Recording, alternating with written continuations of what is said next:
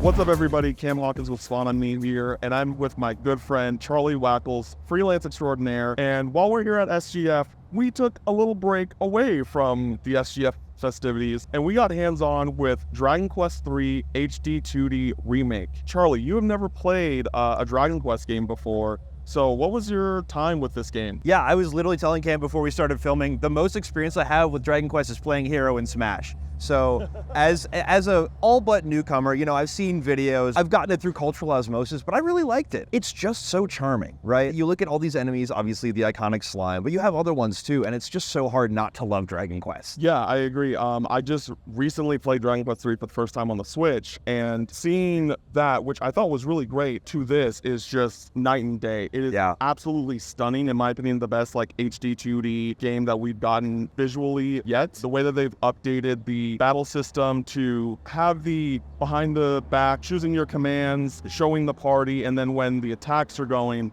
it's all first person. You don't see the party and you just see the spells going out from them, which is such a cool flair that they added to it. It's not just like, oh, it just appears in front of them. There's an actual animation of these attacks, and they've updated the towns to be like super vast and widespread compared to what it used to be, which is really, really great. And the thing that I like about it the most is that it does really feel like a remake for old fans and new. When we were playing through the demo, there was an objective marker showing you basically, hey, this is where you want to go to continue the story. But I looked through the options, and there is an option to turn that off. Oh, really? A more authentic Dragon Quest experience. Because back in the day, you had to just figure it out, right? It was, they gave you ideas of like, oh, you need to go to this town, but they wouldn't tell you where this town was. Right. And so you just had to explore and trial and error. But now it's just like, hey, if you want to figure this out on your own, like you used to back in the day, you can do that. But if you want to just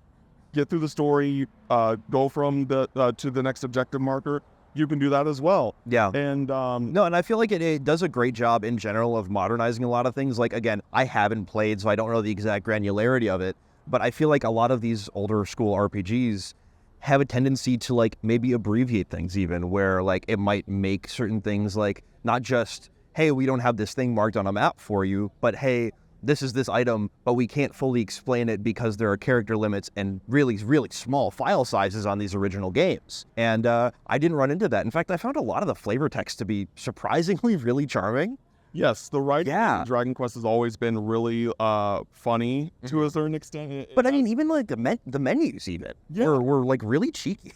Yeah, for sure. And I've always still loved how the spells are Frizz is for fire, and then Crack is for ice. And that is the thing that really makes Dragon Quest, which a lot of people can kind of consider to be the original JRPG, right? Yes. Still so relevant today is because no one's really doing that in the same way. But I also want to talk about the music, how presentation, they talked about that. They talked about hey, we got all of this music re-recorded by the Tokyo Symphony Orchestra. Yeah, exactly. Yeah, and it felt so fresh and authentic in a way that you get that old style, but then you have this new style that also feels it feels the same and different at the same time. I mean, Dragon Quest is the king of RPGs, at least video game RPGs, right?